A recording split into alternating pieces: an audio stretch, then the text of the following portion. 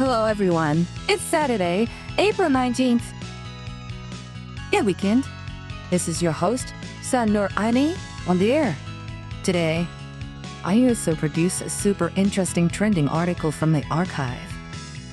It's kinda deep, but also really cool, mixing art, AI, and like family stuff. Okay, so the title is kinda poetic. It's called The Dream Within Huang Long, Cave, an interactive narrative for family storytelling and emotional reflection.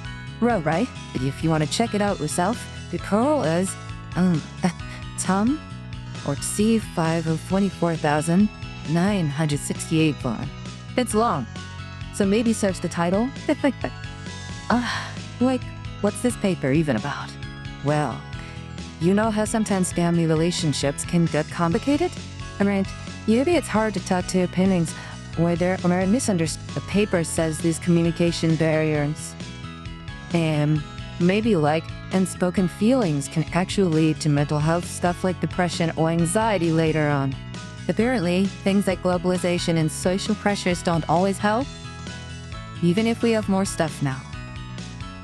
It mentions these psychoanalytic ideas like the man of the father and the big other. These basically talk about how authority figures, especially dads in some cultures, shape things, but sometimes this creates emotional distance.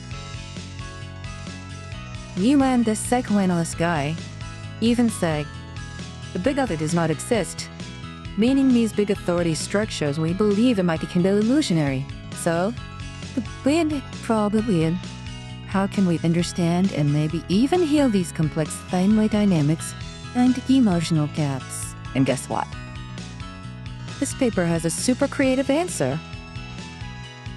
It's an interactive and immersive experience, kind of like a super high-tech video game.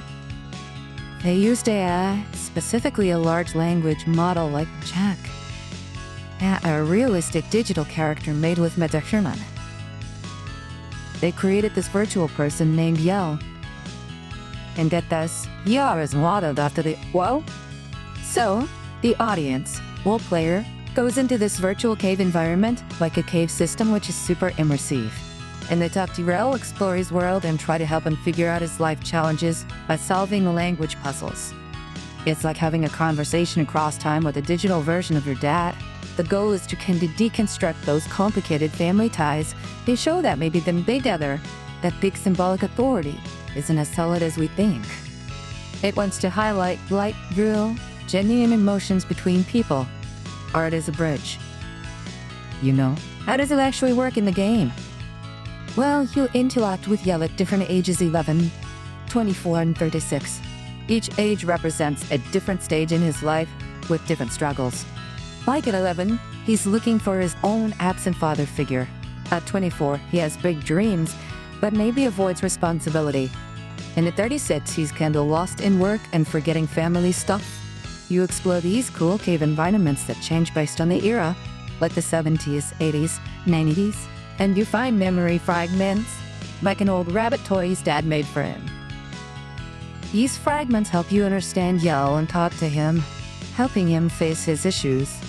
It's all about dialogue and exploration to uncover hidden feelings and inconsistencies. So, how is this different from just, like, watching a movie about family problems? Well, it's an interactive. You're in it. You use AI not just as a tool, but as this character, the symbolic figure that you can actually talk to. That's way different from just reading a book or watching actors.